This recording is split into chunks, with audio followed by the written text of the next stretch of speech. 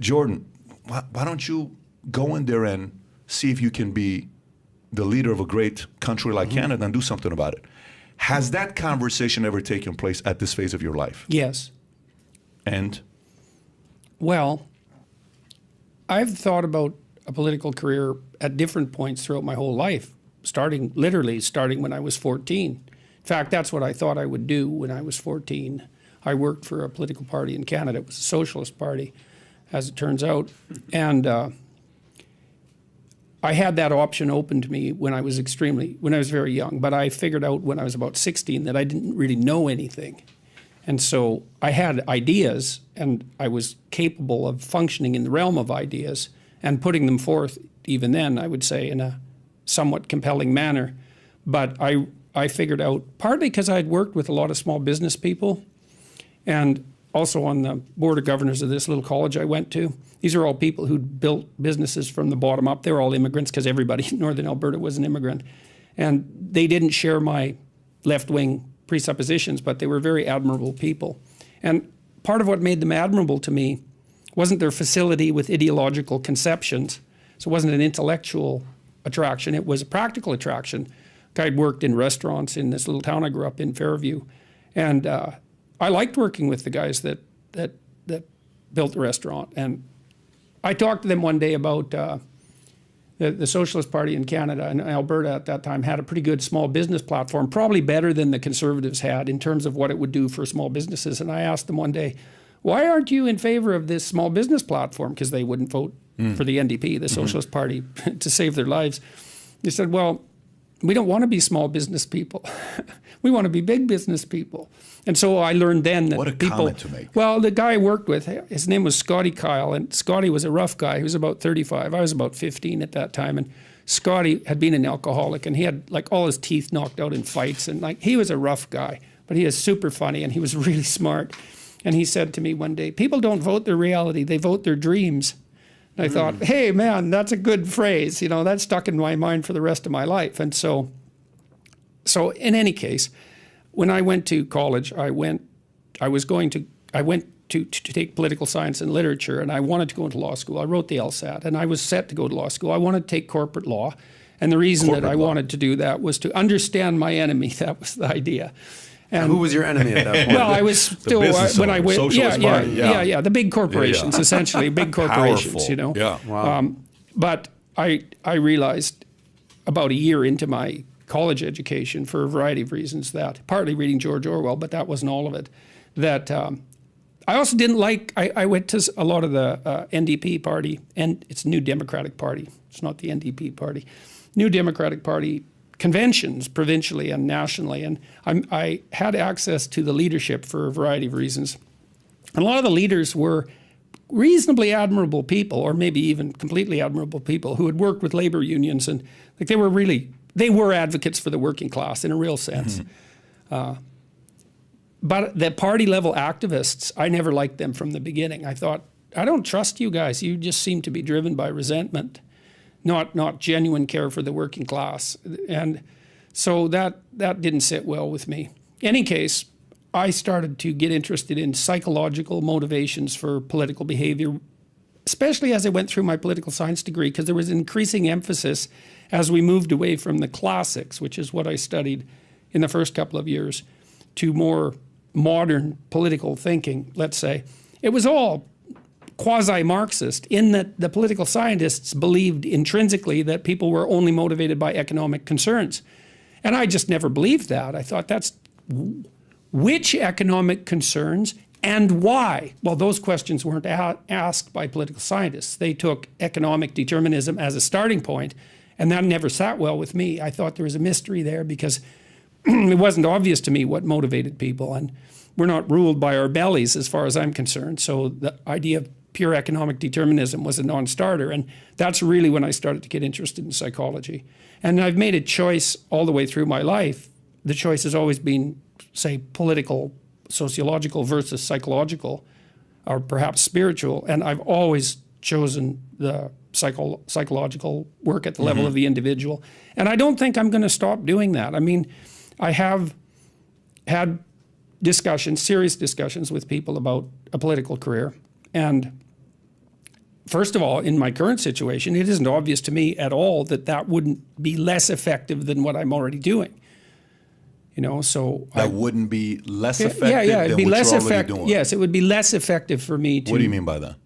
Well, I know what you mean by that, but what do you mean by that? I mean, you mean to tell me you're having the same amount of impact now as you would as the PM? No, I think more. You by would a have lot. more. Right now, you're having more impact? Yeah. Yeah. Look, those are hard jobs, and and you get boxed in very quickly, and they're also brutal jobs, and it isn't obvious to me that I have the stomach for it. I don't really like fights. In fact, I don't like them at all. Part of the reason that I said what I said back in 2016 when I first stood up and voiced opposition to what the universities were doing and also what my government was doing was because I could see where that was going. I could see that it was going to generate conflict of all sorts. I knew, for example, that all this pronoun foolishness was going to confuse thousands, particularly of young women, because there's a very large clinical history of that sort of thing happening for 350 years. So that's detailed in a book called The History of the Unconscious, which is a great book by a man named Henry Ellenberger, who wrote the best book on the history of psychoanalytic thinking. And so I knew that. In any case, part of the reason I spoke up, and this was a hallmark of my clinical practice and also of the manner in which my family was organized, is like, we're going to have that fight right now. And we're going to make peace, because I don't want to have this fight every day for the rest of my life. And so it's going to be a pain to fight through it, because it's always a pain to fight through a conflict. But if you can fight through it, you can make peace, and then you don't have the conflict. And I really don't like conflict. So I don't like it deferred, because I know what happens if conflict is deferred. You get weaker because you backed off, and the conflict gets more intense because its tentacles grow, in a sense. It's like not paying a utility bill. It's like, for the first month, it's not that big a problem. Do I think his life was a peaceful life? If you've read about Lincoln and his marriage and that one friend he would travel with, and when you go to Smithsonian and they show the evolution of how much he aged, it's a lot of burden on what this guy went through, right? But he was chosen, and he was the right guy for it. You don't at all feel like, No, it's again, I think I can detail out some of the reasons. Sure. I think I'm more effective doing what I'm doing. Well, I'm working with a lot of political people in the United States, both on the Republican and the Democrat side, all the time. And I couldn't do that if I was involved formally and technically in politics in Canada. I'm working with a bunch of people in the UK as well. And I'm working with people in Canada. It's just more effective for me to do what I'm doing. I don't know about that. I don't know. Well, I can give you an example with the truckers, Yeah. So, and a couple of examples. Sure. So, a week and a half ago, the former premier of Newfoundland, so equivalent of the governor of a state, he was the premier in the 1980s. And he was one of the drafters of the Canadian Charter of Rights. So he actually wrote it with a bunch of other people, but he was one of them. And he's a mainstream, solidly admired politician across the spectrum, regarded as a decent guy. And he mounted a constitutional challenge to the vaccine mandates, announced it a week ago, stating that, they put an emergency provision in the charter saying that under certain emergency conditions, true emergencies, that charter rights could be suspended in the case of a national emergency. But he's not convinced in the least that the COVID epidemic, even at its height, constituted such an emergency. He said that was not the intent of the drafters and certainly doesn't constitute that emergency now. And so he talked me through this, and I thought, well, isn't this interesting? We have a person who actually drafted the Charter of Rights saying that and a former premier of a major province saying that the government is acting in an essentially unconstitutional manner. I don't think that's ever happened in the history of a Western democracy. And I said, well, okay, that's something. He's 82 now, sharp as a tack.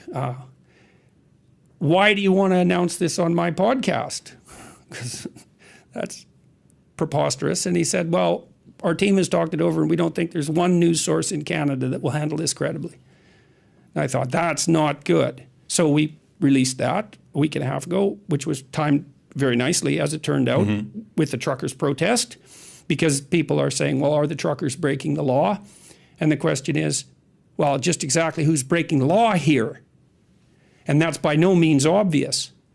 And so that was extremely helpful. And then about a few days after that, I released another video calling on the conservative types in Canada to seize the moment, given this popular uprising and the fact that countries all over the world are dropping the COVID mandates, to seize the moment and drop the mandates at a provincial level. Enough is enough. And somebody's got to be the first actor. And so that got 1.5 million views in no time flat. And so I'm able to play a useful role as on the media front, weirdly enough, but also as someone who's standing apart from the details of the political fray. I mean, I get that, but it's like saying if Reagan would have stayed being the B actor or at GE, getting paid $1 million a year to go around the world and talking about his political philosophies and how great GE is, or president of SAG, would he have been able to tell Gorbachev to take that wall down? I don't think so. Would he have influenced a country like Russia to become a little bit more free, where people are staying? They're not leaving. They're a little bit more comfortable staying there because now there's a capitalistic opportunity. It's no longer communism. Karl Marx and Engels and those guys don't have the influence that they had before because Stalin and Lenin and what travesty they did to people. Does that credit go to Gorbachev? Does it go to who? It goes to Reagan, right? So if you think about Churchill and Chamberlain, it goes to Solzhenitsyn too. I totally get that. He was obviously a writer, and so it's not like, you know what I'm saying. It's not like the political domain doesn't have its purpose and its function, but there's a lot I would have to stop doing if I did that, and it isn't obvious to me that that's the right thing for me to do. Partly again because I started doing what I'm doing back in, say, probably 1985, because I realized that one of the pathways to totalitarian catastrophe was deceit at the individual level. This is something that Solzhenitsyn made very much of, Orwell as well, Huxley as well. These great thinkers concluded in the aftermath of these totalitarian catastrophes that there was an integral link between pathology at the individual level, which was fundamentally the willingness to use deceit in an instrumental manner. I'll lie to you to get what I want, and authoritarian catastrophe, and that it was a direct causal link. And I actually buy that argument. Mm-hmm. I think that's literally true. And so partly what I'm doing, I hope, is helping people walk through thinking about why telling the truth is a good idea. Not only for them, not as a top-down, shake your finger moral injunction, mm-hmm. Don't lie, you shouldn't lie, but in a detailed manner to explain the relationship between the instrumental use of deceit and the collapse of civilizations. And that connection is way closer than people think. Mm-hmm. So one person influences 1,000 people for sure in their lifetime, and sometimes a lot more than that. And 1,000, the next rung out from that, 1,000 times 1,000 is 1,000,000, and the next rung out from that is 1,000,000,000. And so you're always at the center of a concentric circle that 2 rungs out contains 1,000,000,000 people. Mm-hmm. Well, it turns out that what you do matters. And basically what I'm doing, as I hope, is touring and talking to people face-to-face in these lectures, for example, and making the case that it's a terrifying case. Everyone says, well, we want meaning in our life. Do you now? Do you now? Because you might ask yourself, what's the more threatening possibility? That nothing you do matters, which means you can pretty much do whatever you want. Mm-hmm. That's the upside of that nihilistic claim, no responsibility, right? And why not pursue narrow-focused hedonism since nothing matters anyways? So that's the shadow of nihilism. Or everything you do matters. And it's a lot more terrifying to contemplate that, is that you will be held accountable for everything you do. And I believe that firmly, partly as a consequence of my clinical experience. I never saw any one of my clinical clients ever get away with anything, even once. And you think, well, people get away with things all the time. It's like, no, they don't. They might gain a narrow advantage in one dimension in the short term. But, let's say that you use deceit in your business practices. First of all, that doesn't work very well because people will figure you out. So as a long-term strategy, it's terrible. Yep. It just doesn't work. Yep. No one is going to play with you if you're a cheat. But let's say that someone asked me the other day, well, what about these dictators that ruled their whole life, and they were at the top of the hierarchy, let's say, and they had all the power. Stalin's a perfectly good example. It's like, didn't he win? Well, everyone Stalin ever talked to lied to him because they were absolutely bloody terrified of him. His country was a nightmare. It was a hell, or as close as we've been able to produce, with the possible exception of the Nazis and the Maoists, but it was up there in terms of hell. And did he rule? Yes, but he ruled hell. And if you think that's a victory, well, go ahead and try it and see how much of a victory it is. Milton Satan said, I'd rather rule in hell than serve in heaven. It's like, fair enough, go ahead. Use deceit, use instrumentality, rule in hell. You'll be the ruler. See how much good it does you. See where that takes you. It takes you somewhere terrible. And so I'm much more interested in talking those things through with people. And I do political work, but it's not the right thing for me. Pat. Yeah. Can I ask you a question? Yeah. Because I think the line of questioning that you're asking Yeah. Dr. Peterson is, overall, you're talking about being the reluctant hero. That was the sort of the initial analogy that you gave with Joe Rogan, where like the guy said, no, that's not what Joe is. Joe is not trying to be a hero. And you're like, sometimes, it's not who you want to be, it's who people need you to be. I mean, it's like Joe isn't trying to be a hero. No, he's just not being at a hero. all. No, okay, zero. correct. Yeah. But it's almost like Neo from The Matrix. He's like, it's like, we need you. You're the chosen one. It's like, whoa, what are you talking about? So Pat, essentially what he's asking you is like, Lincoln, Churchill, Trump even. These are people, whether they were reluctant heroes or not, these are people that have changed the world. And you're more saying like, look, Sigmund Freud, Gandhi, more the philosophical line. But ultimately what I think Pat is getting at is like, who changes the world more? Dignitaries, presidents, prime ministers, or thinkers? Thinkers. And you say it's thinkers. So No, that's no, ultimately, for sure it's thinkers. Okay, so that is ultimately And that's the even why debate someone- that you guys are Yeah, having right now. Both Churchill and Lincoln There you are go. good That's the examples. I point. mean, they're a melding of the two, That's and a that's what thinker makes and a them really leader. unique. Yeah. Yeah. So that's ultimately what your line of Yeah, questioning no, all was, I'm right? saying is, listen, all I'm saying is the following. I'm sitting there looking at a lot of guys that should throw their name and go out there and compete, and they're not. Yeah, And that's a problem. And, Yeah. Okay, so Well, we that's where could I'm going address. with Well, that. look, a lot of the Yeah. people I know who would make, who would make extraordinarily competent political leaders. So these are people who've built exceptionally complicated enterprises from the bottom up in an extremely creative and diligent way, and who mastered that. They won't throw their hat in the political ring, partly because they have other things they're doing that they regard as more significant, and often they are.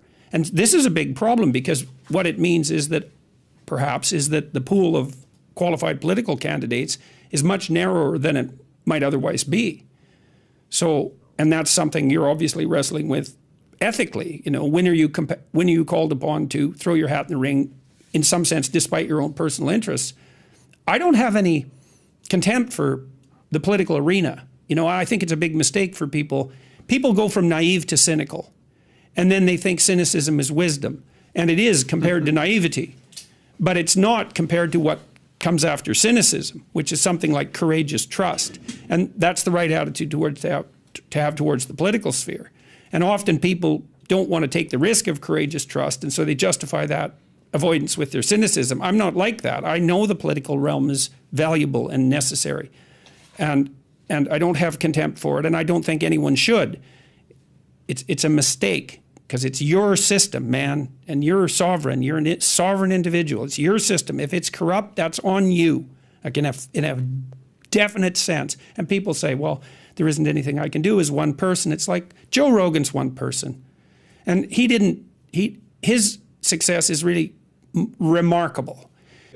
So, Jordan, let's just say you are the PM of Canada. Let's just play this let's just say game, okay? And you watch the decisions Justin made. He's your PM. You live in that country. How he handled truckers, how he handled vaccine, how he handled lockdowns, how he handled everything. How would you have handled some of those things if you were the PM of Canada? Well, I'd have to say that I don't know, because those decisions are extremely complicated, and it's very hard to speculate. I do have something to say about that, though, that I think is relevant. when I watch Mr. Trudeau through the lenses that I've developed over the years, I see someone who never, ever says a true word. And so I've met lots of people like that. They're all persona, and everything they do is crafted in a sense to obtain what they think is appropriate in the situation, whatever that might be. It's all instrumentality. And so when Mr. Trudeau comes out and addresses his audiences, it's all a game. It's all an act. All of it. And so what I would hope I would have done differently if I was in that position is I would have said what I thought and hope that I always think that's the way that carries the day. It doesn't mean you're right, because what the hell do you know? But at least it means you're engaging in the process that might make you right if you opened up your eyes and your ears and listened, right? And so what to do isn't, in a complex situation, in some sense, isn't as important as how you do it, right? What approach do you take when the chips are down and things are tense? The good politicians that I've met, and this is relevant to this, they listen.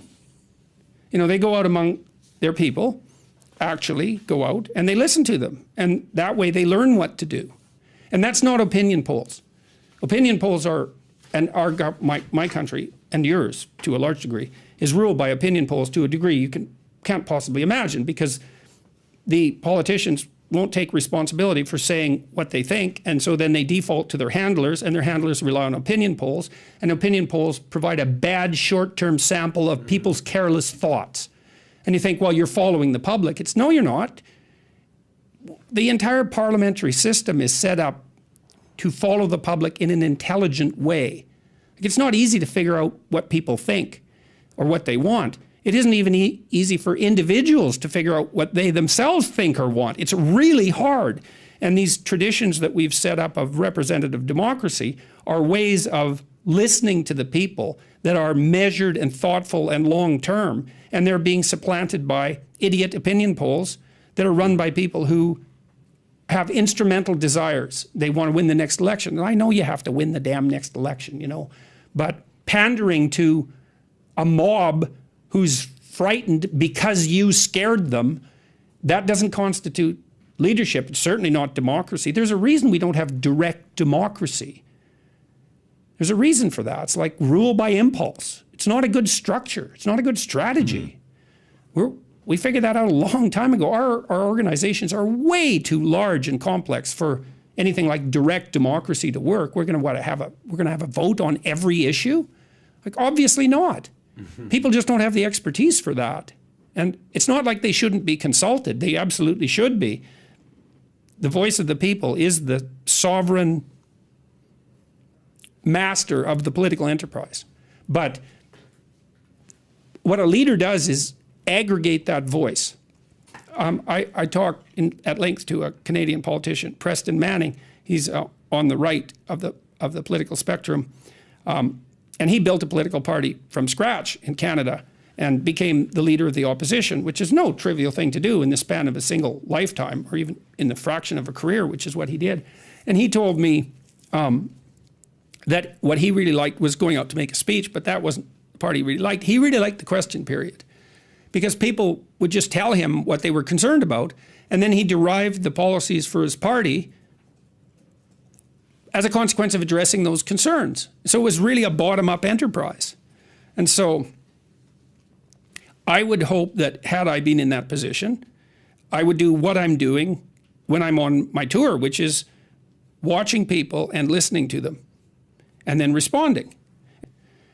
So in the UK, in the House of Parliament, there's this great dome at the center of the building, and it's the lobby. And that's where the word lobbyist comes from, by the way. And the citizens of the UK have the right to enter the lobby and petition their member of parliament at any time, essentially. And so the lobby is where the voice of the people meets the voice of their representatives, and it's the center of the British House of Parliament, and it's built that way architecturally, which is so brilliant. It's stunningly brilliant, the way that that's laid out. And that's exactly right, because the people are somewhat inarticulate, like the truckers. Like, they're not making an argument in some sense. They're bringing their trucks to Ottawa. They're Right? showing, not telling. Yeah. Yes, exactly. And people who aren't primarily intellectual, let's say, they have to act out their moral presuppositions in a more concrete manner. But that doesn't mean they're wrong at all. It doesn't mean that at all. And so then the job of a leader is to note that inarticulate expression and to give it voice publicly in speeches, let's say, but also to have that voice manifest itself in the body of laws that governs all of us. That's how the system works. And so, and the alternative is to dismiss that. And that's not a good alternative, hypothetically, on the side of the working class. The people who are most opposed to the truckers in Canada are the people who vote NDP, the socialists. About 20% of the population stably in Canada. And now and then we have a socialist provincial government. And they've done some good, you know. I don't want to get into that. But like I said, there are people on that side of the equation who, for example, were fostered in the labor movement, and they had things to say. The working class needs to have their say. But the vast majority of people who vote NDP in Canada are opposed to the truckers. It's like, I thought you guys were on the side of the working class. It's like, what's happened? Well, not them. It's like, hey, man, welcome to the working class, those truckers. Well, they're all white supremacists and racists. It's like, really, in Canada, are they now? White supremacists, really? Or Nazis in Canada? There aren't any of them. There was some dimwit was waving a Confederate flag at the rally. And the truckers, he was masked, the truckers stripped him of his mask and chased him away. But all the mainstream press reported Confederate flags at the trucker rally, as if that matters. It's like, it's not like there are a lot of Canadians, by the way, flying the Confederate flag. First of all, that's not our country. Exactly. And second, most Canadians, I would say, don't really know in any deep sense what the Confederate flag stands for. I mean, you know, people aren't that informed, and I'm not being condescending. They have other things. The idea that there was 100 trucks, that's just completely insane. There's like 10 times that number minimum. And so that's another thing that's so appalling is you can't actually get accurate information. And then, yeah, well, this Trudeau fleas issue, that's... I don't like that. It's not like I view that with any sense of satisfaction or delight. Like, I'm not a fan of Trudeau because I don't think he's capable of saying an honest word. And I truly mean that. And I've watched his speeches over and over, watching to see what's going on with him. And all I see is acting. But despite that, why would I be happy that the leader of my country ran away from a protest citing security concerns, which is a very bad move to begin with? It's like, well, I have to leave because you people are so dangerous. You're saying it shows weakness? Well, no, it's worse than that. It's an instigation. It's an instigation because he said that the reason he had to leave was because of security concerns, which means you people are dangerous and not to be trusted. And I don't think the truckers so far are dangerous and not to be trusted. And I've been watching them handle this. They're playing this. It's been very peaceful for the number of people who were involved in the demonstration. And that's despite the potential effect of instigator types. And that's a real threat. So even with that, it's been peaceful. And they've set up food camps to feed the homeless. And they're shoveling the snow in front of the war monument. And now they have a guard around the Terry Fox statue. Terry Fox was a man, one-legged Canadian who ran across the country raising money for cancer, and he's a Canadian hero. And his statue was desecrated in the language of the mainstream press. They put a upside down Canadian flag on it and put some clothing on him, which was desecration. Which, okay, have it your way. In any case, the truckers set up a guard around the statue, so that's not going to happen again. And they seem to be not taking the bait, and so I hope that continues and that this proclivity to instigate, which would be extraordinarily convenient for Mr. Trudeau and which is an easy out for him, I'm praying that doesn't happen. Is there a reason why you wouldn't show up to something like this? Like to support the truckers or at least lend your voice? No, the reason I'm not there is because I have other commitments, right? I'm on this tour and people have bought tickets and there's thousands of them and that's what I'm doing. And you know, I put out videos in support of them, and which I think in some sense is, well, the video I put out last week, which was a message to the Conservative premiers, essentially, and the Conservative leader who lost his position last week because there was a revolt at the federal level. And so our main opposition party transformed leadership last week in no small part as a consequence of the trucker convoy. I put out this video calling on these Conservative premiers to drop the damn mandates. And so I mentioned earlier, it's got about 1.5 million views. It's called Seize the Day. And that's as effective or more effective than me being there. So as far as I can tell, and besides, it's the best I can do under the current circumstances, given everything. Yeah.